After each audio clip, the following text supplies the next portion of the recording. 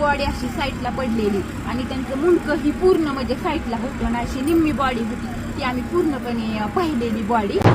पहिल्यांदा ते आलेलं विमान आणि पहिल्यांदा असं वरून गेलतं तेव्हा ते चांगलं होतं। नंतर आम्ही घराच्या बाहेरच होतो, आम्ही गुरांना खायलाही टाकलं आणि घरानंतर आलो तर आम्ही बाहेर होतो आणि ते विमान गेलेलं असं खालून आलेलं आणि खालून असं ते खालून आलं आणि ते बरोबर वरती जायचं ते असं खाली त्याला अटॅक झालं। ते बरोबर म्हणजे 8:45 तेव्हा वाजलेल्या आणि त्याचा म्हणजे आम्ही पाहिलं पण एवढा मोठा त्याचा असा स्फोट झाला ना ते आमच्या घरापर्यंत आला, असं ते फिरलं आणि खालीच क्रॅक झालं, ते धावपट्टीवर गेलंच नाही, तसं असं जागेवर त्याचा स्फोट झाला। आम्ही एवढं घाबरलो तरी पण म्हणजे ते आले वरून पोलीस ही, मग आम्ही गेलो 15 मिनिटं थांबले, मग आम्ही घरून तरी पण आम्ही पाणी आणलं बादल्याने पाणी घेऊन आलो, त्यांच्यापाशी पाणी दिलं भिजवलं आणि ती बॉडी अशी साईडला पडलेली आणि त्यांचं मुंडकं ही पूर्ण म्हणजे साईडला होतं आणि अशी निम्मी बॉडी होती ती आम्ही पूर्णपणे पाहिलेली बॉडी।